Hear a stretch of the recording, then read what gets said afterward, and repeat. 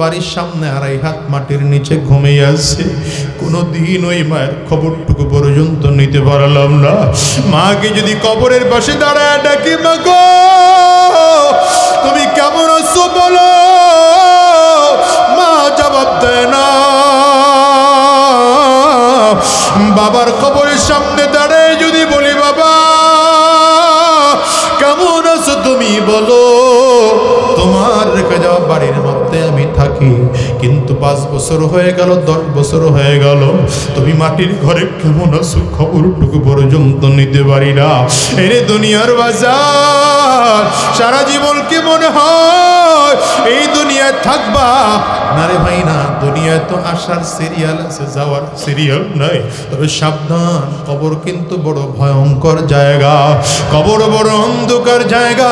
ওখানে বাড়িওয়ালার পরিচয় দিলে চলবে না, ক্ষমতাওয়ালার পরিচয় দিলে চলবে না, টাকাওয়ালার পরিচয় দিলে চলবে না। কবর বারবার করে ডাকে, আনা বাইতুল জুলমা, আনা বাইতুল ওয়াহদা, আনা বাইতুত তুরাব। কবর বারবার করে বলে, আমি বড় একা একির ঘর, আমি বড় অন্ধকার ঘর, আমার কাছে সাথী নাই, বাতি নাই, দুনিয়ার কোনো কিছুই নাই। কবর বলে, আমি শুধু চিনি আমল, ভালো আমল করে যদি আসতে পারো। কবর বলে, আমি ভালো আচরণ করব, আর যদি ভালো আমল করে আসতে না পারো, কপাল পোড়ার দল। আমি কবর দুই দিকের মাটিগুলো একত্রিত হইয়া এত জোরে চাপ মারব, গুনাহগারের এক পাজরের হাড় আরেক পাজরের মধ্যে নিয়ে পৌঁছাইয়া দেব।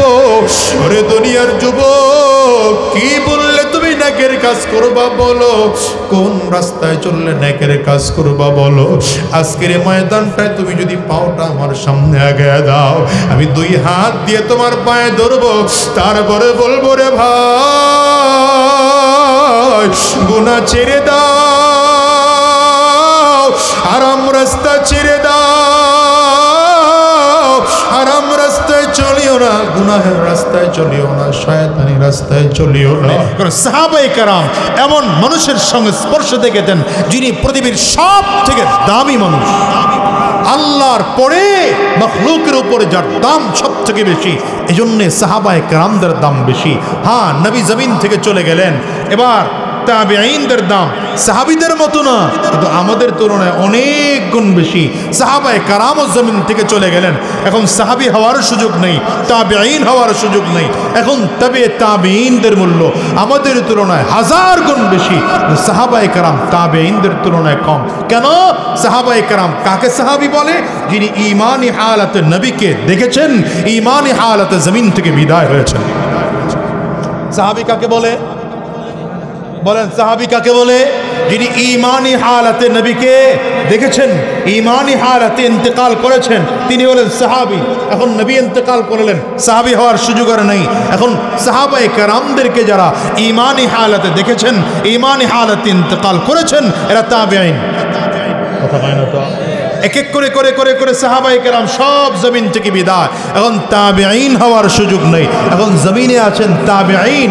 এদেরকে যারা, তাবেঈনদেরকে যারা ঈমানি হালাতে দেখেছেন, ঈমানি হালাতে জমিন থেকে বিদায় হয়েছেন, এটা তবে তাবেঈন। নবী এই 3 শ্রেণীর ব্যাপারে গ্যারান্টি দিয়েছেন, খায়রুল কুরুনি করনি, সুম্মাল্লাযীনা ইয়ালুনহুম, সুম্মাল্লাযীনা ইয়ালুনহুম। সর্বপ্রথম যুগ হলো আমি নবীর যুগ, আমার সাহাবীদের যুগ। এরপরে তাবেঈনদের যুগ, এরপরে তাবেঈনদের যুগ। এই 3 যুগের নাই তো আমার কাছে দামি হওয়ার গ্যারান্টি নাই। এই 3 যুগের মধ্যে আছে তো দামি হওয়ার গ্যারান্টি আছে। তার মানে বোঝা গেল, কোরআন শুধু পড়লেই দামি হওয়া যায় না, ইন্টারনেট ঘাটলেই ইসলাম সম্পর্কে দামি হওয়া যায় না। হ্যাঁ, ইন্টারনেট থেকেও দিন শেখা যায়, অস্বীকার করি না। তবে যদি দামি হতে হয় তো সোহবত লাগবে। আরে ভাই, মানুষ সোহবতের কারণেই তো দামি হয়। দেখেন না, চোরের বন্ধু চুরি না করেও চুরির মামলা খায়, ডাকাতের বন্ধু ডাকাতি না করেও ডাকাতের মামলা খায়। বলে যে ব্যারিস্টার সাহেব স্বৈরাচার আসিল না, কিন্তু না না না স্বৈরাচার ছিল না, কিন্তু স্বৈরাচারের সহযোগী ছিল। কথা কয় না? খেলোয়াড় সাহেব কোন জায়গায় জানো? মাগুরার নড়াইলের, না না নড়াইলের জন তো আগেই গেছে গা, এরপরের জন। হ্যাঁ হ্যাঁ, নামটাম দরকার নাই আমার, আমি রোগের নাম কই, রোগীর নামটাম কই না। এই খেলোয়াড় সাহেব নিজে তো স্বৈরাচার ছিল না, কিন্তু স্বৈরাচারের সহযোগী ছিল। ওই নায়ক সাহেব ঢাকার, হ্যাঁ চিনেন নাই? ঢাকা আসন থেকে এমপি ইলেকশন করছে। হ্যাঁ হ্যাঁ, এই নায়ক সাহেব স্বৈরাচার ছিল না, কিন্তু স্বৈরাচারের সহযোগী ছিল। আপনি খুঁজে দেখেন, এরা স্বৈরাচার ছিল না, কিন্তু স্বৈরাচারের সহযোগী ছিল। তাইলে স্বৈরাচারের সঙ্গী হওয়ার কারণে এদের মতো তাদেরকেও পালাতে হয়েছে। আর এই সমাজে যারা আলেমদের সঙ্গী ছিল, কথা কয় না, এদেশে যারা আলেমদের সাথে ছিল, আলহামদুলিল্লাহ আলেমরাও পালা নাই, এরাও, কথা কয় না। আলেমদের সঙ্গী যারা ছিল, আলহামদুলিল্লাহ এখনো আলেমরা বুক টান করে চলে, সমাজের ওই মানুষগুলো বুক টান করে চলে। তাইলে এখান থেকেই তো পার্থক্য বোঝা যায়। আলেমদের শুধু সাথিত্ব গ্রহণ করলে, আলেমদের পক্ষে একটা মিছিল দিলে আলেমদের সাথে থাকা যায়। যদিও নির্যাতন কিছুদিনের জন্য সহ্য করতে হয়, কিন্তু পরিস্থিতি এমন হয় আলেমদের বিজয় নিশ্চিত, আলেমদের সঙ্গীদেরও বিজয় নিশ্চিত। আর যারা জালিমদের পক্ষে হয়, জালিমরাও পালাতে হয়, তো ওই জালিমদের সঙ্গীদেরও পালাতে হয়। ঠিক না? ঠিক না? ঠিক না? এই জন্য আপনাদেরকে বলবো, আলেমদের সঙ্গী হবেন না জালিমদের সঙ্গী হবেন, কোরআনওয়ালাদের সঙ্গী হবেন না বাইবেলওয়ালাদের সঙ্গী হবেন, মসজিদওয়ালাদের সঙ্গী হবেন না ইসকনওয়ালাদের সঙ্গী হবেন। সাবধান, চক্রান্ত কিন্তু চারিদিক থেকে চলতেছে। আপনাকে আমাকে ইসকনওয়ালা বানানোর জন্য চারিদিক থেকে চক্রান্ত চলতেছে। আপনাকে আমাকে খ্রিস্টান বানানোর চক্রান্ত চারিদিক থেকে চলতেছে। আপনাকে আমাকে বেঈমান বানানোর চক্রান্ত চারিদিক থেকে চলতেছে। আমাদের মাহফিলগুলো অত সাজসজ্জাওয়ালা হয় না, কিন্তু ওদের অনুষ্ঠানগুলো অনেক সাজসজ্জাওয়ালা হয়। বড় বড় ভালো ভালো হোটেলের মধ্যে হয়, ভালো ভালো অডিটোরিয়ামে হয়। তাদের প্রোগ্রামগুলোর থেকে টাকাও খুঁজে পাওয়া যায়। আমাদের আলেমদের টুপির মধ্যেও দাম নাই, জুব্বার মধ্যেও দাম নাই, কথা কয় না। তাদের ড্রেস আপ বড় চমৎকার, দেখলে মনে হয় যেন বিশাল পরিপাটি, কিন্তু চাকচিক্যের দিকে নজর করো না। সাবধান, বেঈমান হয়ে জমিন থেকে বিদায় হওয়া লাগবে। এই জন্য দিন শুধু শিখলেই হবে না, দিন আলেমদের সোহবতে থাইকা শিখো। নবীর যুগে সব থেকে বড় সাদেকিন সত্যবাদী ছিলেন নবী। নবী জমিন থেকে বিদায় হয়ে গেলেন, সব থেকে সত্যবাদী তা সাহাবায়ে কেরাম। সাহাবায়ে কেরাম জমিন থেকে বিদায় হয়ে গেলেন, সব থেকে সত্যবাদী তাবেঈন। তাবেঈন জমিন থেকে বিদায় হয়ে গেলেন, সব থেকে সত্যবাদী তাবেঈন। তাবেঈন জমিন থেকে বিদায় হয়ে গেলেন, সব থেকে সত্যবাদী আইম্মায়ে মুজতাহিদিন। তারাও জমিন থেকে বিদায় হয়ে গেলেন, সব থেকে সত্যবাদী উলামায়ে মুতাকদ্দিমিন। তারাও জমিন থেকে বিদায় হয়ে গেলেন, সব থেকে সত্যবাদী উলামায়ে মুতাআখিরিন।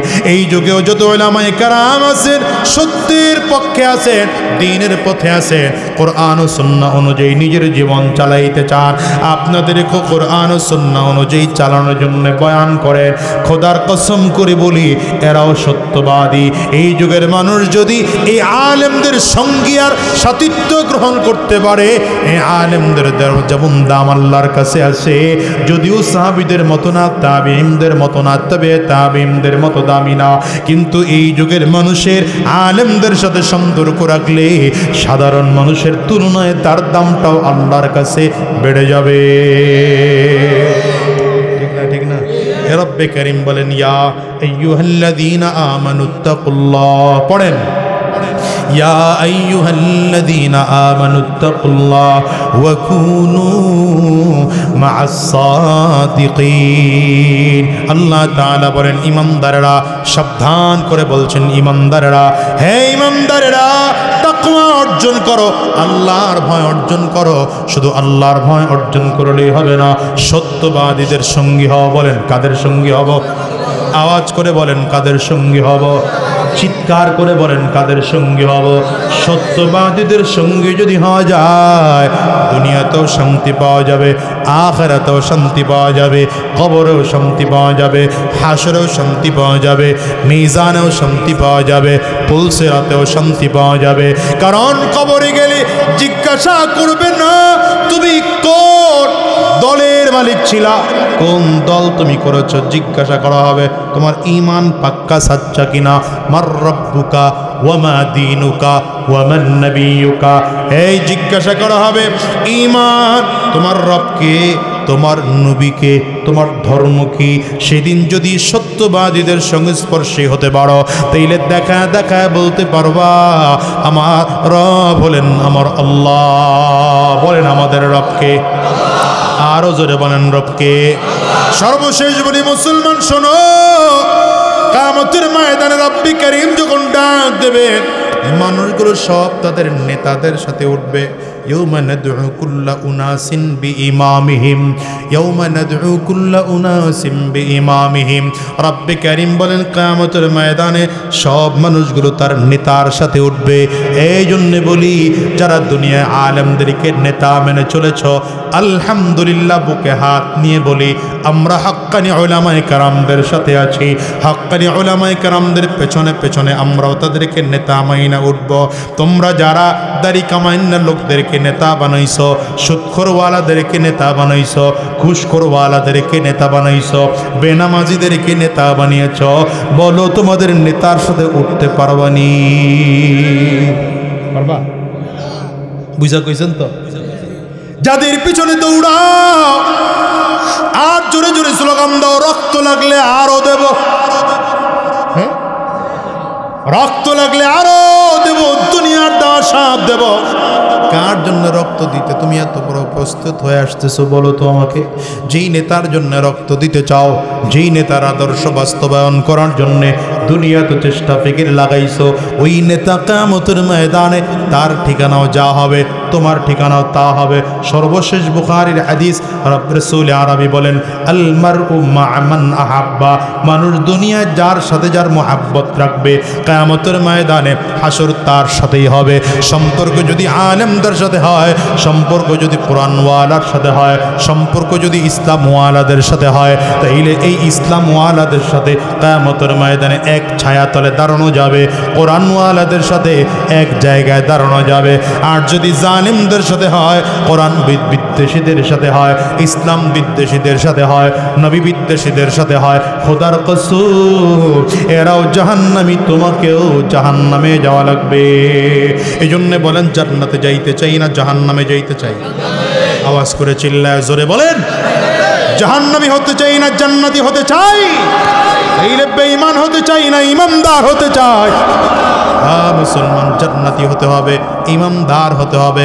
জান্নাতি যদি হতে হয়, ইমানদার যদি হতে হয়, নবীর সুপারিশ যদি পাইতে হয়, আল্লাহর আরশের নিচে যদি ছায়া পাইতে হয়, তাইলে এখন থেকে আলেমদের সঙ্গে হও, জালেমদের সঙ্গে হইও না, ইমানদারদের সঙ্গে হও, বেঈমানদের সঙ্গে হইও না। তৈয়ার ইনশাআল্লাহ? কারা কারা কারা কারা দেখি কারা কারা?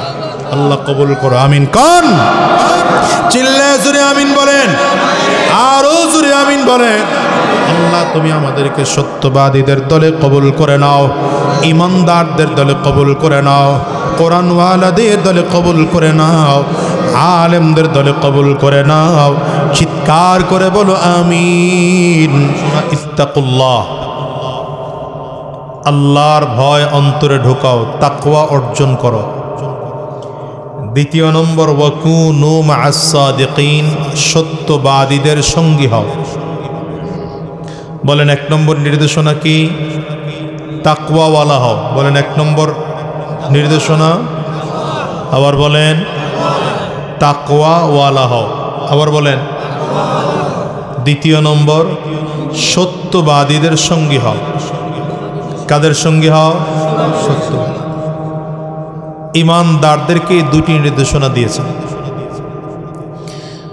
তাকওয়া হলো একটা আরবি শব্দ, এটার বাংলা অর্থ হলো ভয়। বাংলা অর্থ কি? ভয় বলতে কার ভয়? আল্লাহ নিজেই বলছেন ইত্তাকুল্লাহ, আল্লাহর ভয়। কার ভয়? আল্লাহর ভয় অন্তরে ঢোকাও। এই তাকওয়াটা হলো একটা অ্যান্টিবায়োটিকের নাম, একটা অ্যান্টিভাইরাসের নাম। আপনারা দেখবেন যারা কম্পিউটার চালায়, এরা কম্পিউটারের মধ্যে একটা অ্যান্টিভাইরাস ইনস্টল করে রাখে। কেন? এই অ্যান্টিভাইরাস থাকলে কম্পিউটারটা ভাইরাস মুক্ত থাকবে, ঠিক না? ঠিক তেমন কোনো মানুষের সিনার মধ্যে, কলবের মধ্যে যদি তাকওয়া থাকে, তো আল্লাহ তাআলা বলেন তাকওয়ার কারণে, তাকওয়ার পাওয়ারে আমি আল্লাহ তাআলা তোমাকে গুনাহ নামের ভাইরাস থেকেও হেফাজত করব। তবে তাকওয়ার পাওয়ার কখনো বাড়ে কখনো কমে। যেমন ঈমানের পাওয়ার বাড়ে কমে, তাকওয়ার পাওয়ারও বাড়ে কমে। ঈমানের পাওয়ার বাড়ে কমে যে এটা জানেননি? হ্যাঁ, 2025-এ আইসা এটার একটা সুন্দর উদাহরণ দেওয়া যায়। 24-এ আইসা 2024-এ যে সকল ছাত্রদের কি বলে গণ অভ্যুত্থানের কারণে, ছাত্র অভ্যুত্থানের কারণে জালিম দেশ ছেড়ে পালাতে বাধ্য হলো। আচ্ছা, এই জালিম তো 16 বছর ধরে দেশে ছিল। কি কথা বল না? এখানে কথা বলার লোক কেউ বন্ধ করার লোক নাই? হ্যাঁ, একটা লোক দেন না ওখানে। তো এই জালিম তো 16 বছর ধরে এই দেশটাকে জুলুম করেছে, অত্যাচার করেছে, নির্যাতন নিপীড়ন করেছে। কি কথা কন না তো? আমরা প্রতিবাদ করেছি যার যার জায়গা থেকে, কিন্তু জালিমকে তাড়াইতে পারি নাই। কেন? প্রতিবাদ করেছি, শক্তি কম ছিল। প্রতিবাদ করছি কিন্তু শক্তি কম ছিল, যে কারণে মজলুমের তুলনায় জালিমের শক্তি বেশি হয়েছে। কিন্তু এক এক করে করে তখন 2024-এর কি বলে আপনার জুলাই মাস শুরু হলো, তো ছাত্রদের গণ অভ্যুত্থান তৈরি হলো। এরা একের পর এক স্কুল, কলেজ, ইউনিভার্সিটি বন্ধ রেখে, লেখাপড়া বন্ধ করে রাজপথে নামতে বাধ্য হলো। দিন যত যাইতেছে ছাত্ররা আরো বেশি শক্তিশালী হচ্ছে। তার মানে মজলুমদের শক্তি ধীরে ধীরে বাড়তে শুরু করলো। বাড়তে বাড়তে এমন হলো যে জুলাই শেষ, এবার আগস্ট শুরু হলো। এখন এই শক্তিটা দাবানলে পরিণত হয়েছে। কি কথা বলেন না? এই শক্তিটা এখন দাবানলে পরিণত হয়েছে। 1 আগস্ট, 2 আগস্ট রাজনৈতিক অন্যান্য দলরাও ধীরে ধীরে সমর্থন দিতে আরম্ভ করল। সর্বোপরি 3 আগস্ট শায়েখে চরমনাই মুফতি সৈয়দ ফয়জুল করিম ছাত্রদের সাথে একত্রিত হয়ে রাজপথে মিছিল দিয়ে নামলেন। 3 আগস্ট পরিস্থিতি আরো উত্তাল, 4 আগস্ট আরো উত্তাল, সর্বশেষ 5 আগস্ট পরিস্থিতি এমন হলো যে দুপুরের খানা পাকানো থাকলেও না খেয়ে মজলুমের ভয়ে পালাতে বাধ্য হল। কারণটা কি? এই শক্তি এতদিন ছিল না? ছিল, কিন্তু শক্তি ছিল কম। কথা কয় না? মজলুমরা এই জুলুম 16 বছর মানে নাই, তো প্রতিবাদ করার পরেও জালিম হটাইতে পারে নাই। কেন? শক্তি কম ছিল। এ কারণে যখন মজলুমরা প্রতিবাদ করেছে, কাউকে জেলে ঢুকতে হয়েছে, কারো বিরুদ্ধে মামলা ঢুকতে হয়েছে, কারো বিরুদ্ধে চক্রান্ত করা হয়েছে, কারো বিরুদ্ধে ষড়যন্ত্র করা হয়েছে। কিন্তু সর্বশেষ যখন মজলুমরা এত বেশি শক্তিশালী হলো, তখন জালিম পালাতে বাধ্য হলো। বোঝা গেল শক্তি ঈমানের কখনো বাড়ে কখনো, ঠিক তেমনি ভাবে তাকওয়ার পাওয়ারও বাড়ে, তাকওয়ার পাওয়ারও কমে। আপনি দুনিয়ায় দেখবেন যার তাকওয়ার পাওয়ার যত বেশি, তার গুনাহ তত কম। কথা কয় না? যার তাকওয়ার পাওয়ার যত বেশি, তত গুনাহের পাওয়ার কম। তাকওয়ার পাওয়ার যত কম, গুনাহের পাওয়ার তত বেশি। মজলুমের পাওয়ার যত কম, জালিমের পাওয়ার তত বেশি। মজলুমের পাওয়ার যত বেশি, জালিমের পাওয়ার তত কম। কি কথা বলেন? ঠিক তেমনি ভাবে তাকওয়া এবং গুনাহ দুটো একসাথে থাকতে পারে না। ঈমান আর গুনাহ দুটো একসাথে থাকা সম্ভব না। সহিহ বুখারীর বর্ণনা, নবী বলেন, লা ইয়াজনি জানি হিনা ইয়াজনি ওয়া হুয়া মুমিন। যখন কোন মুমিন জিনা করে তখন সে মুমিন থাকে না।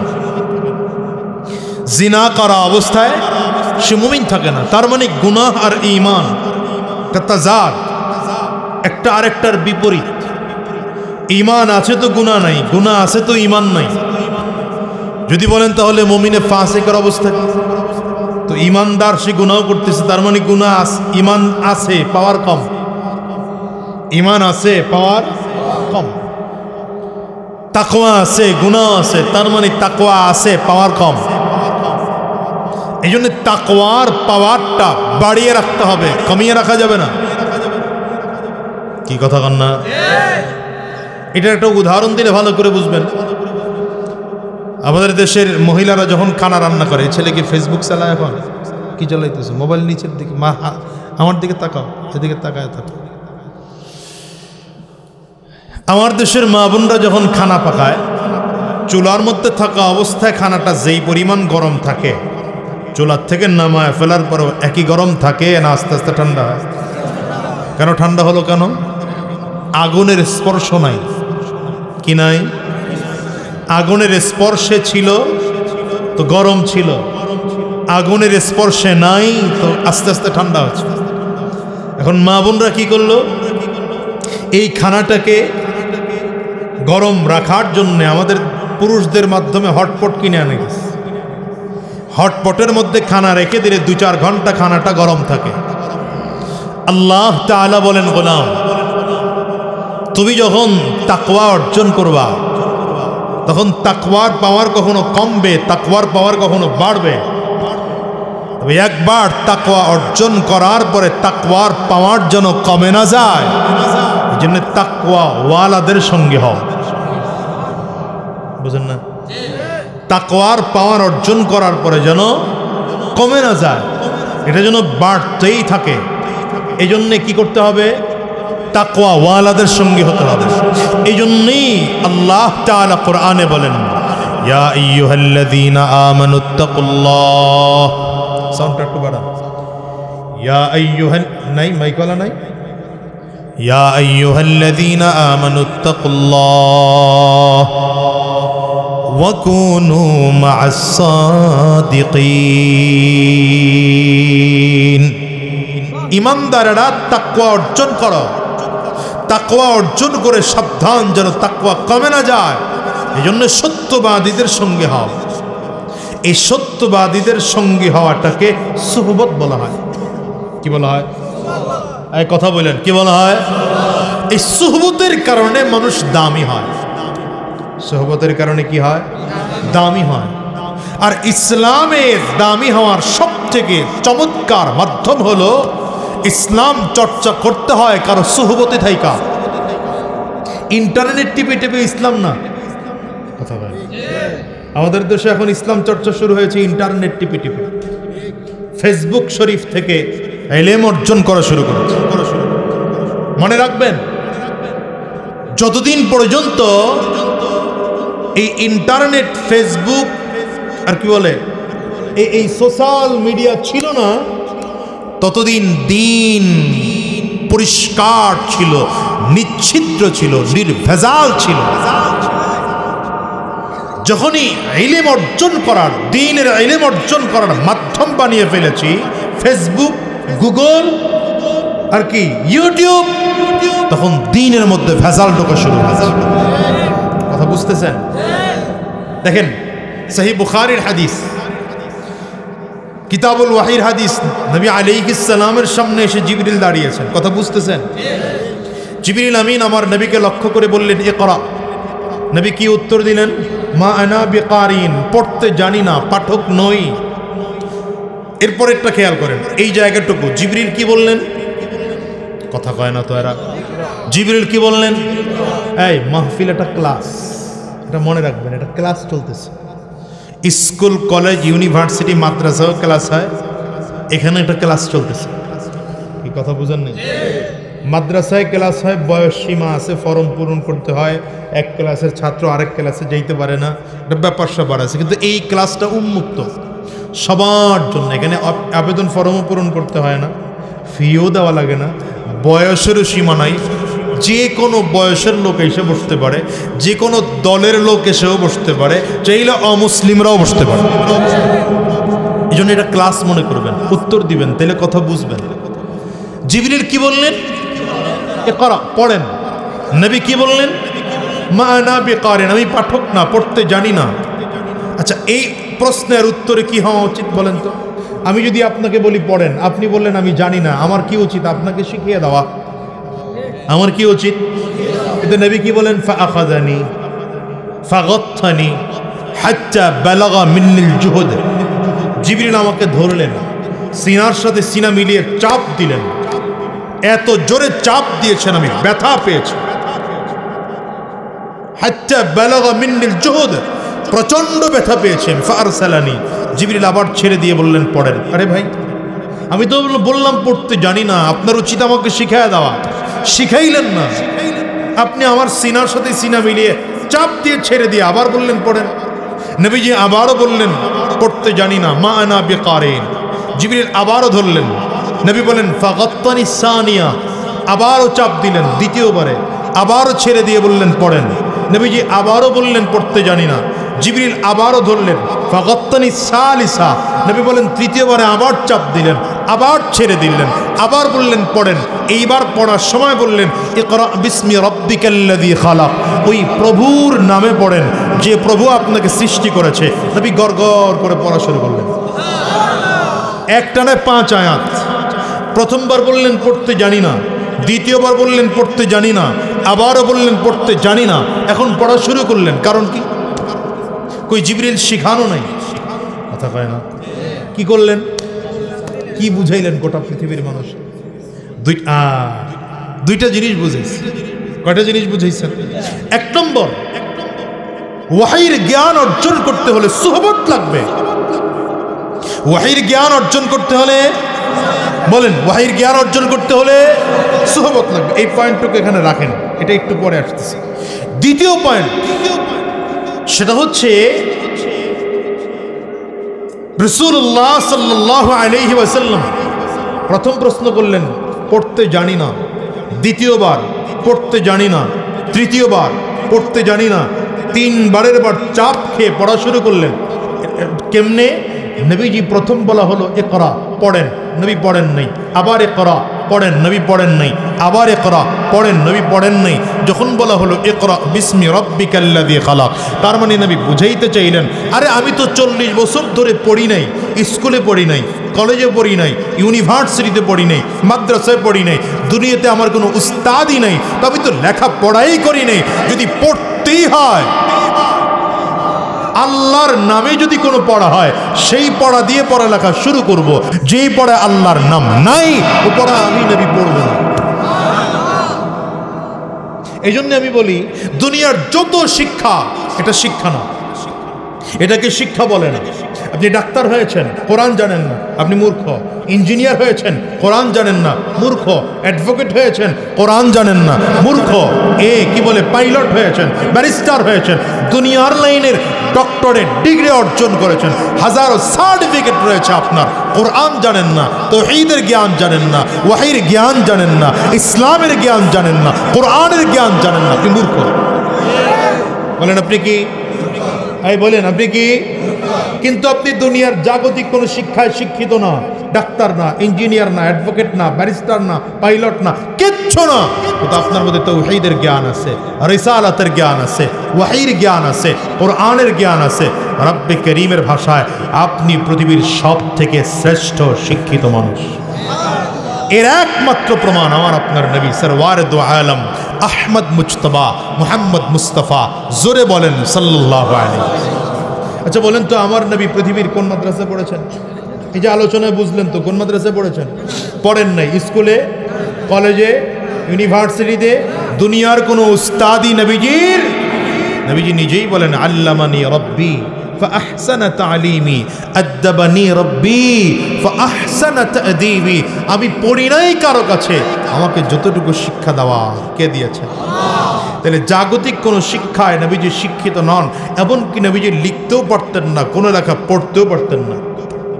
কিন্তু আপনি যদি পুরো পৃথিবীর শিক্ষিত মানুষদের তালিকা করেন, সবার উপরে কার নামটা দিবেন? যে কথা কয় না তো এরা, কার নাম দিবেন? তো লজ্জা লাগে নবীর নাম বলতে, বলেন কার নাম দিবেন? আপনি মুসলমান, এই জন্য নবীর নাম দিবেন। খ্রিস্টানরা করলে বলেন বলেন বলেন বলেন বিশ্বাস হয়? ইহুদিরা যদি করে, হিন্দুরাও যদি তালিকা করে, বৌদ্ধরাও যদি তালিকা করে, দিবে যার একটা প্রমাণ দেয়। অক্সফোর্ড ইউনিভার্সিটি, অক্সফোর্ড ইউনিভার্সিটি এটা খ্রিস্টানদের দ্বারা পরিচালিত। কাদের দ্বারা? এখানে পৃথিবীর 100 জন মনীষীর তালিকা করা হয়েছে। আশ্চর্যের ব্যাপার কি জানেন? আশ্চর্যের ব্যাপার কি জানেন? সেখানে সবার উপরে আমার নবীর নাম দেওয়া হয়েছে। তার মানে ওরাও মেনে নিয়েছে আমার নবী শ্রেষ্ঠ শিক্ষিত, আমার নবী। তাইলে আজকের শপথ একটা হয়ে যাক, পৃথিবীর জাগতিক যত পড়া পড়ি আর না পড়ি কিছু আসে আর যায় না, ওয়াহির পড়া ছাড়বো না। না, ইনশাআল্লাহর পাওয়ার ভালো না। পৃথিবীর যত পড়া পড়ি আর না পড়ি সমস্যা নাই, ওয়াহির পড়া, পৃথিবীর পড়া পড়ি আর না পড়ি তাওহীদের পড়া, পৃথিবীর পড়া পড়ি আর না পড়ি আসমানি পড়া। এই কথা বলেন না তো, জোরে বলেন। দুনিয়ার পড়া পড়ি আর না পড়ি কোরআনের পড়া। দেখেন না, বিসমিল্লাহ ছাড়া পড়া পড়লে কি হয়? বানরের বাচ্চা হওয়া লাগে। কথা হয় না তো? কিসের বাচ্চা হওয়া লাগে? মানুষের বাচ্চারে কি বাচ্চা বানায় রাখছে? বানরের বাচ্চা বানায় রাখছে। অথচ আল্লাহ তাআলা স্পষ্ট কোরআনে বলেছেন, ওই যে বিসমিল্লাহ সহ পড়া নাই, কোরআনের পড়া নাই। কোরআনের পড়া না থাকার কারণে কি হয়েছে? ওই যে বিসমিল্লাহ ছাড়া পড়ার কারণে কি আছে কোরআনে শুনে নাই তো কোনোদিন, বুঝেও নাই তো কোনোদিন। এই জন্য মনে যা চাইলো তা পড়া শুরু করে দিত। কি কথা কয় না? ও যদি কোরআন খুঁজতো তাহলে মানুষের সৃষ্টির রহস্য পাইতো না পাইতো না? মানুষের সৃষ্টির ইতিহাস কি খুঁজে পাইতো না পাইতো না? আল্লাহ কোরআনে স্পষ্ট বলেছেন, وَإِذْ قَالَ رَبُّكَ لِلْمَلَائِكَةِ وَإِذْ قَالَ رَبُّكَ لِلْمَلَائِكَةِ إِنِّي جَاعِلٌ فِي الْأَرْضِ خَلِيفَةً قَالُوا أَتَجْعَلُ فِيهَا مَن يُفْسِدُ فِيهَا وَيَسْفِكُ الدِّمَاءَ وَنَحْنُ نُسَبِّحُ بِحَمْدِكَ وَنُقَدِّسُ لَكَ قَالَ إِنِّي أَعْلَمُ مَا لَا تَعْلَمُونَ। কোরআন থেকে পাওয়া যায় আল্লাহ তাআলা মানুষকে মানুষ করেই বানিয়েছেন। মানুষকে আল্লাহ তাআলা বানিয়েছেন আদম আলাইহিস সালামের মাধ্যমে। আল্লাহ কি দিয়ে মানুষ বানিয়েছেন সেটা আল্লাহ কোরআনে বলেছেন, খালাকাল ইনসানা মিন সালসালিন কাল ফাখখার। আল্লাহ বলেন শক্ত ঠনঠনে মাটি দিয়ে আমি আল্লাহ তাআলা মানুষকে বানাইলাম। মানুষকে আল্লাহ তাআলা কেমন করে বানিয়েছেন? আদম আলাইহিস সালাতু ওয়াস সালামের মাধ্যমে বানিয়েছেন। শুধু তাই নয়, জাগতিক এই সিস্টেমটা আল্লাহ তাআলা মানুষের মাধ্যমে সৃষ্টি করেছেন। মানুষ সৃষ্টির আগে এই দুনিয়াতে জিন জাতি বসবাস করত। আল্লাহ তাআলা জিন জাতি যখন ফিতনা ফাসাদ ঝামেলার মধ্যে সৃষ্টি তৈরি করলো, আল্লাহ তাআলা ফেরেশতাদেরকে বললেন ওদেরকে আবাদি জমিন থেকে বের করে, চটিয়াল ময়দান থেকে বের করে এদেরকে জঙ্গলের মধ্যে পাঠিয়ে দাও। ফেরেশতারা জিনদেরকে জঙ্গলের মধ্যে পাঠিয়ে দিলেন, রাখলেন একজনকে। একটু ভালো লাগছে কারে? এটারে রাখছে। ইবলিসকে আল্লাহ তাআলা পছন্দ করতেন, তবে ইবলিসেরও ভালো কিছু গুণ ছিল। ইবলিস অনেক বড় আবেদ ছিল, অনেক বড় আবেদ ছিল। কোন কোন বর্ণনা এমন পাওয়া যায় জমিনের এমন কোন জায়গা বাকি নেই যেখানে ইবলিসের সাজদা পড়ে নাই। আল্লাহ তাআলা ওরে পছন্দ করলেন ইবাদতের কারণে। দ্বিতীয় হলো ইবলিস আলেম ছিল, বড় ইলমওয়ালাও ছিল। ইবলিস আরিফ ছিল, আল্লাহ তাআলাকেও ইবলিস চিনত। এই ইবাদতের কারণে আল্লাহ তাআলা ইবলিসকে জান্নাতে বসবাস করার মতো অনুমতি দিয়ে দিলেন। গোটা পৃথিবীর রাজত্ব ইবলিসকে আল্লাহ তাআলা দিলেন। শুধু তাই নয়, ইবলিসকে আল্লাহ তাআলা ফেরেশতাদের সাথে চলাফেরার সুযোগ করে দিলেন। ইবলিসকে আল্লাহ তাআলা রব্বে করিমের রহমতি দরবারের মধ্যে ডেকে নিলেন। কিন্তু ইবলিস হুকুম অমান্য করেছে কয়টা? এটা আল্লাহ কোরআনে বলতেছেন। ইবলিস কাফির যে হলো প্রমাণ কবে পাওয়া গেল জানেননি? এইবার একটা সহজ কথা সুন্দর করে বোঝেন। আল্লাহ তাআলা বলেন, ওয়াইদ কুলনা লিল মালাইকাতি ইসজুদু লিআদম ফাসাজাদু ইল্লা ইবলিস আবা ওয়াস্তাকবারা ওয়া কানা মিনাল কাফিরিন। আল্লাহ তাআলা ইবলিস সহ সকল ফেরেশতাদেরকে বললেন আদমকে সাজদা করো। ফাসাজাদাল মালাইকাতু, সব ফেরেশতারা সাজদা করেছে। ইবলিস দাঁড়ায় বলে খালাকতাহু মিন তিন খালাকতানি মিন নার ওয়া খালাকতাহু মিন তিন। আমাকে মাটি আগুন দিয়ে বানিয়েছো, আদমকে মাটি দিয়ে বানিয়েছো, আমি করব না সাজদা।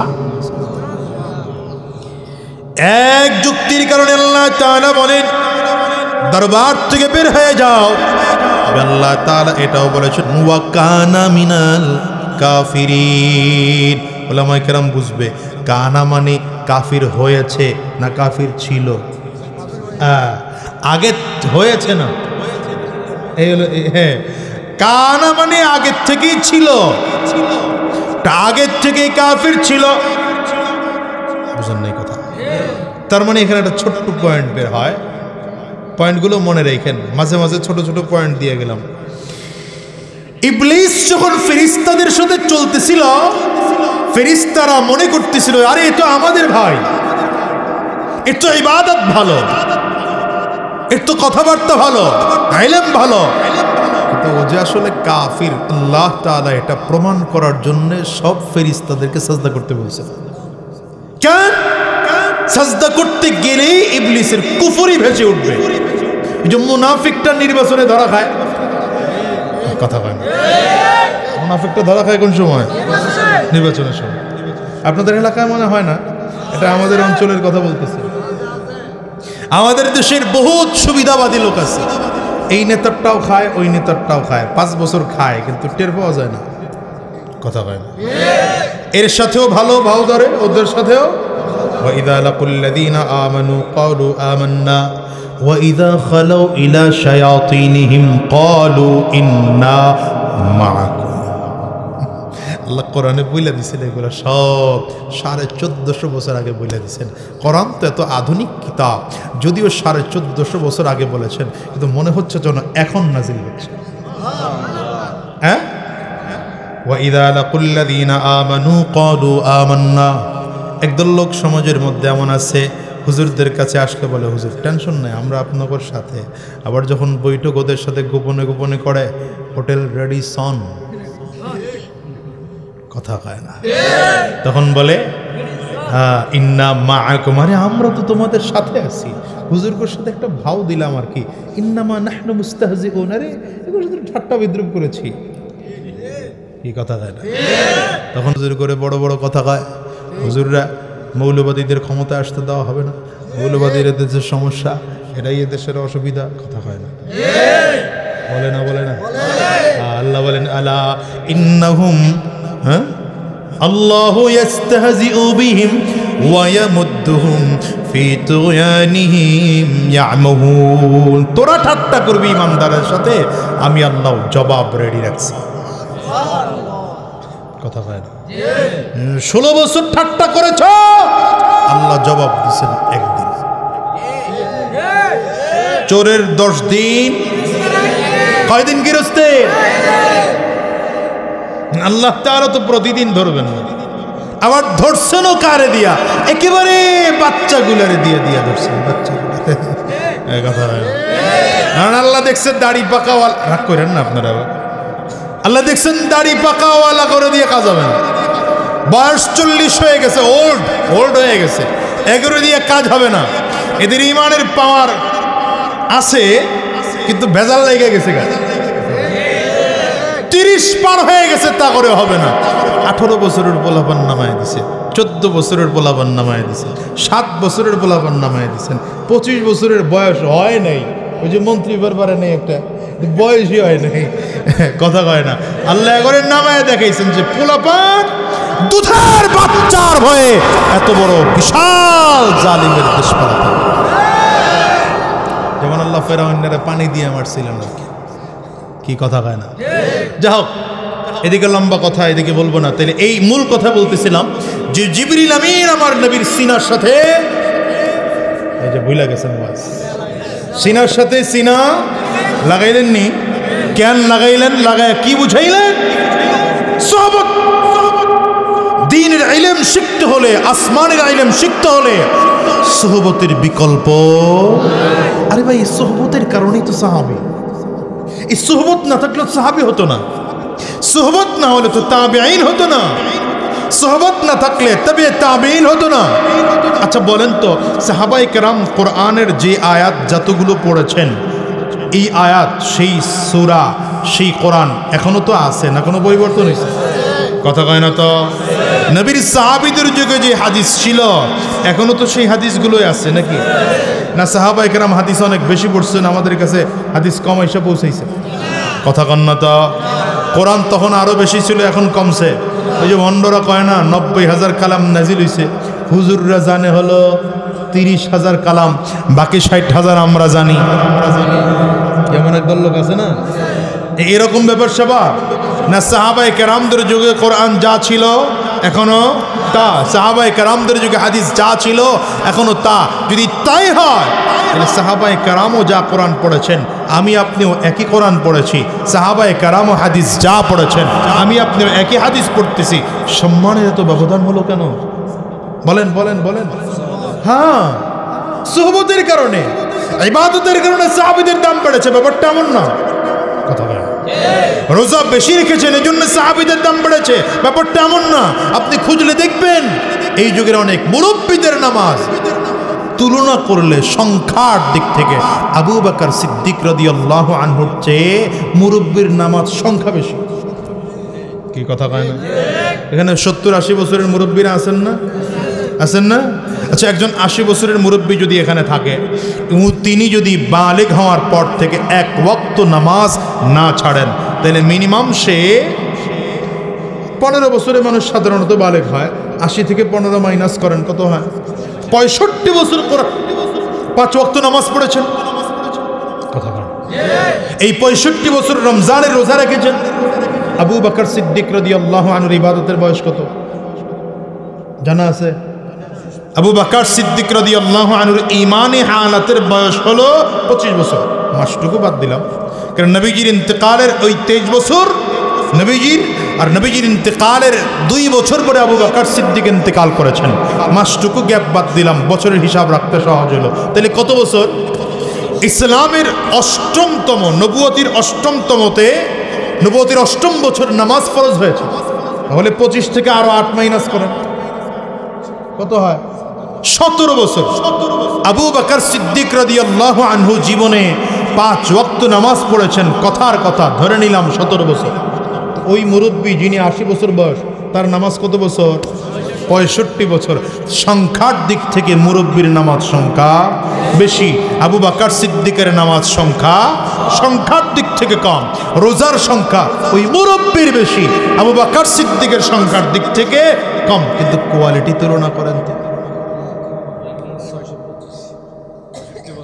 65 বছরে, এই তো দেখছেন। 65 বছরে যদি 5 ওয়াক্ত নামাজ পড়ে, 1 ওয়াক্ত নামাজ না ছাড়ে, তাহলে 1,18,625 ওয়াক্ত নামাজ পড়ছে। হ্যাঁ, আবু বকর সিদ্দিক রাদিয়াল্লাহু আনহু নামাজ সংখ্যা কত ধরে নেন যদি 17 বছর হয়? তাহলে হিসাব করেন। এটা হিসাব মূল না, মূল কথা হলো এটা যে এই মুরব্বীর মতো 23,725, তাহলে কত কম। আচ্ছা এবার ধরেন এই মুরব্বীর টোটাল জিন্দেগির নামাজ, ওরকম 50 জন মুরব্বীর জিন্দেগির টোটাল ইবাদত। আর আবু বকর সিদ্দিক রাদিয়াল্লাহু আনহুর জীবনের এক দিনের 5 ওয়াক্তের, এক ওয়াক্তের, এক রাকাতের, একটা সাজদার, একটা তাসবিহকে আলাদা পাল্লায় রাখেন। সমান হবে কেন? ব্যবধান কেন? বলেন বলেন, বাবা বলেন, ব্যবধান কেন? সুহবতের কারণে। কারণ আবু বকর সিদ্দিক রাদিয়াল্লাহু আনহু এমন মুসলমান যে নবীর হাতে হাত দিয়ে কালিমা পড়ে আরে আবু বকর সিদ্দিক রাদিয়াল্লাহু আনহু তো 17 বছর নামাজ পড়ার ইতিহাস আমরা পাই, কিন্তু এমন মুসলমানও তো নবীজির আছে সকালবেলা কালিমা পড়ে মুসলমান হয়েছেন, বিকালবেলা ইন্তেকাল করেছেন। কি নাই? যুদ্ধের ময়দানের 1 ঘন্টা আগে কালিমা পড়ে মুসলমান হয়েছেন, যুদ্ধের ময়দানে গিয়ে শাহাদাত বরণ করেছেন। তো এই সাহাবী তো 1 ওয়াক্ত নামাজও পায় নেই, সেই সাহাবীর মর্যাদাও তো আপনার আমার মতো 50 লক্ষ আলেম একত্রিত করলেও হবে না। ব্যবধান কেন? নবীজির সুহবত, নবীজির সুহবত। এই জন্য সুহবত বুঝাইতে চাই। হ্যাঁ, আরে সাহাবায়ে কেরামদের দাম বেড়েছে নবীর সুহবতের কারণে। কারণ সাহাবায়ে কেরাম এমন মানুষের সঙ্গে স্পর্শ দেখেছেন যিনি পৃথিবীর সব থেকে দামি মানুষ। আল্লাহর পরে মাখলুকের উপরে যার দাম সব থেকে বেশি, এই জন্যে সাহাবায়ে কেরামদের দাম বেশি। হ্যাঁ, নবী জমিন থেকে চলে গেলেন, এবার তাবেঈনদের দাম সাহাবীদের মতো না, কিন্তু আমাদের তুলনায় অনেক গুণ বেশি। সাহাবায়ে কেরামও জমিন থেকে চলে গেলেন, এখন সাহাবী হওয়ার সুযোগ নেই, তাবেঈন হওয়ার সুযোগ নেই। এখন তাবেঈনদের মূল্য আমাদের তুলনায় 1000 গুণ বেশি। সাহাবায়ে কেরাম তাবেঈনদের তুলনায় কম। কেন? সাহাবায়ে কেরাম কাকে সাহাবী বলে? যিনি ঈমানি হালাতে নবীকে দেখেছেন, ঈমানি হালাতে জমিন থেকে বিদায় হয়েছেন। সাহাবী কাকে বলে? বলেন, সাহাবী কাকে বলে? যিনি ঈমানি হালাতে নবীকে দেখেছেন, ঈমানি হালাতে ইন্তেকাল করেছেন, তিনি হলেন সাহাবী। এখন নবী ইন্তেকাল করলেন, সাহাবী হওয়ার সুযোগ আর নেই। এখন সাহাবায়ে কেরামদেরকে যারা ঈমানি হালাতে দেখেছেন, ঈমানি হালাতে ইন্তেকাল করেছেন, এরা তাবেঈন। কথা হয় না তো? এক এক করে করে করে করে সাহাবায়ে কেরাম সব জমিন থেকে বিদায়। এখন তাবেঈন হওয়ার সুযোগ নেই, এখন জমিনে আছেন তাবেঈন। এদেরকে যারা, তাবেঈনদেরকে যারা ঈমানি হালাতে দেখেছেন, ঈমানি হালাতে জমিন থেকে বিদায় হয়েছেন, এটা তবে তাবেঈন। নবী এই 3 শ্রেণীর ব্যাপারে গ্যারান্টি দিয়েছেন, খায়রুল কুরুনি করনি সুম্মাল্লাযীনা ইয়ালুনহুম সুম্মাল্লাযীনা ইয়ালুনহুম। সর্বপ্রথম যুগ হলো আমি নবীর যুগ, আমার সাহাবীদের যুগ। এরপরে তাবেঈনদের যুগ, এরপরে তাবেঈনদের যুগ। এই 3 যুগের নাই তো আমার কাছে দামি হওয়ার গ্যারান্টি নাই। এই 3 যুগের মধ্যে আছে তো দামি হওয়ার গ্যারান্টি আছে। তার মানে বোঝা গেল কোরআন শুধু পড়লেই দামি হওয়া যায় না, ইন্টারনেট ঘাটলেই ইসলাম সম্পর্কে দামি হওয়া যায় না। হ্যাঁ, ইন্টারনেট থেকেও দিন শেখা যায়, অস্বীকার করি না। তবে যদি দামি হতে হয় তো সোহবত লাগবে। আরে ভাই, মানুষ সোহবতের কারণেই তো দামি হয়। দেখেন না, চোরের বন্ধু চুরি না করেও চুরির মামলা খায়, ডাকাতের বন্ধু ডাকাতি না করেও ডাকাতের মামলা খায়। বলে যে ব্যারিস্টার সাহেব স্বৈরাচার আসিল না, কিন্তু না না না স্বৈরাচার ছিল না, কিন্তু স্বৈরাচারের সহযোগী ছিল। কথা কয় না? খেলোয়াড় সাহেব কোন জায়গায় জানো? মাগুরার, নড়াইলের, না না নড়াইলের জন তো আগেই গেছে গা, এরপরের জন। হ্যাঁ হ্যাঁ, নামটাম দরকার নাই আমার, আমি রোগের নাম কই, রোগীর নামটাম কই না। এই খেলোয়াড় সাহেব নিজে তো স্বৈরাচার ছিল না, কিন্তু স্বৈরাচারের সহযোগী ছিল। ওই নায়ক সাহেব ঢাকার, হ্যাঁ চিনেন নাই? ঢাকা আসন থেকে এমপি ইলেকশন করছে। হ্যাঁ হ্যাঁ, এই নায়ক সাহেব স্বৈরাচার ছিল না, কিন্তু স্বৈরাচারের সহযোগী ছিল। আপনি খুঁজে দেখেন, এরা স্বৈরাচার ছিল না, কিন্তু স্বৈরাচারের সহযোগী ছিল। তাইলে স্বৈরাচারের সঙ্গী হওয়ার কারণে এদের মতো তাদেরকেও পালাতে হয়েছে। আর এই সমাজে যারা আলেমদের সঙ্গী ছিল, কথা হয় এদেশে যারা আলেমদের সাথে ছিল আলহামদুলিল্লাহ আলেমরাও পালা নাই, এরাও কথা কয় না। আলেমদের সঙ্গী যারা ছিল আলহামদুলিল্লাহ এখনো আলেমরা বুক টান করে চলে, সমাজের ওই মানুষগুলো বুক টান করে চলে। তাইলে এখান থেকেই তো পার্থক্য বোঝা যায়। আলেমদের শুধু সাথিত্ব গ্রহণ করলে, আলেমদের পক্ষে একটা মিছিল দিলে আলেমদের সাথে থাকা যায়। যদিও নির্যাতন কিছুদিনের জন্য সহ্য করতে হয়, কিন্তু পরিস্থিতি এমন হয় আলেমদের বিজয় নিশ্চিত, আলেমদের সঙ্গীদেরও বিজয় নিশ্চিত। আর যারা জালিমদের পক্ষে হয়, জালিমরাও পালাতে হয়, তো ওই জালিমদের সঙ্গীদেরও পালাতে হয়। ঠিক না, ঠিক না, ঠিক না? এই জন্য আপনাদেরকে বলবো, আলেমদের সঙ্গী হবেন না জালিমদের সঙ্গী হবেন, কোরআনওয়ালাদের সঙ্গী হবেন না বাইবেলওয়ালাদের সঙ্গী হবেন, মসজিদওয়ালাদের সঙ্গী হবেন না ইসকনওয়ালাদের সঙ্গী হবেন। সাবধান, চক্রান্ত কিন্তু চারিদিক থেকে চলতেছে। আপনাকে আমাকে ইসকনওয়ালা বানানোর জন্য চারিদিক থেকে চক্রান্ত চলতেছে। আপনাকে আমাকে খ্রিস্টান বানানোর চক্রান্ত চারিদিক থেকে চলতেছে। আপনাকে আমাকে বেঈমান বানানোর চক্রান্ত চারিদিক থেকে চলতেছে। আমাদের মাহফিলগুলো অত সাজসজ্জাওয়ালা হয় না, কিন্তু ওদের অনুষ্ঠানগুলো অনেক সাজসজ্জাওয়ালা হয়। বড় বড় ভালো ভালো হোটেলের মধ্যে হয়, ভালো ভালো অডিটোরিয়ামে হয়। তাদের প্রোগ্রামগুলোর থেকে টাকাও খুঁজে পাওয়া যায়। আমাদের আলেমদের টুপির মধ্যেও দাম নাই, জুব্বার মধ্যেও দাম নাই, কথা কয় না? তাদের ড্রেস আপ বড় চমৎকার, দেখলে মনে হয় যেন বিশাল পরিপাটি, কিন্তু চাকচিক্যের দিকে নজর করো না। সাবধান, বেঈমান হয়ে জমিন থেকে বিদায় হওয়া লাগবে। এই জন্য দিন শুধু শিখলেই হবে না, দিন আলেমদের সোহবতে থাইকা শিখো। নবীর যুগে সব থেকে বড় সাদেকিন সত্যবাদী ছিলেন নবী। নবী জমিন থেকে বিদায় হয়ে গেলেন, সব থেকে সত্যবাদী তা সাহাবায়ে কেরাম। সাহাবায়ে কেরাম জমিন থেকে বিদায় হয়ে গেলেন, সব থেকে সত্যবাদী তাবেঈন। তাবেঈন জমিন থেকে বিদায় হয়ে গেলেন, সব থেকে সত্যবাদী তাবেঈন। তাবেঈন জমিন থেকে বিদায় হয়ে গেলেন, সব থেকে সত্যবাদী আইম্মায়ে মুজতাহিদিন। তারাও জমিন থেকে বিদায় হয়ে গেলেন, সব থেকে সত্যবাদী উলামায়ে মুতাকদ্দিমিন। তারাও জমিন থেকে বিদায় হয়ে গেলেন, সব থেকে সত্যবাদী উলামায়ে মুতাআখিরিন।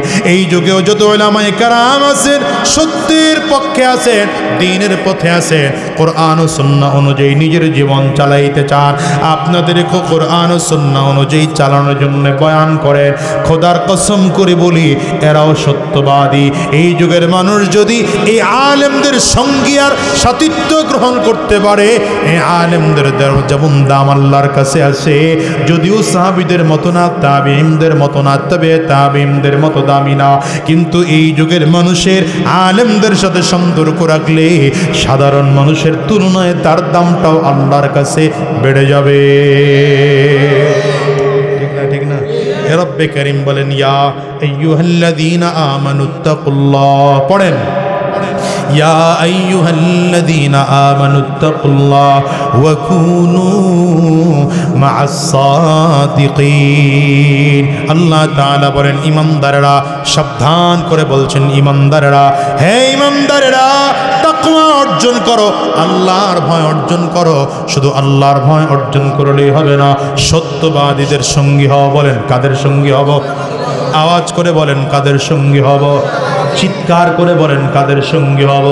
সত্যবাদীদের সঙ্গী যদি হওয়া যায়, দুনিয়াতেও শান্তি পাওয়া যাবে, আখিরাতেও শান্তি পাওয়া যাবে, কবরেও শান্তি পাওয়া যাবে, হাসরেও শান্তি পাওয়া যাবে, মিজানেও শান্তি পাওয়া যাবে, পুলসিরাতেও শান্তি পাওয়া যাবে। কারণ কবরে গেলে জিজ্ঞাসা করবে না তুমি কোন দলের মালিক ছিলা, কোন দল তুমি করেছো, জিজ্ঞাসা করা হবে তোমার ঈমান পাক্কা সাচ্চা কিনা।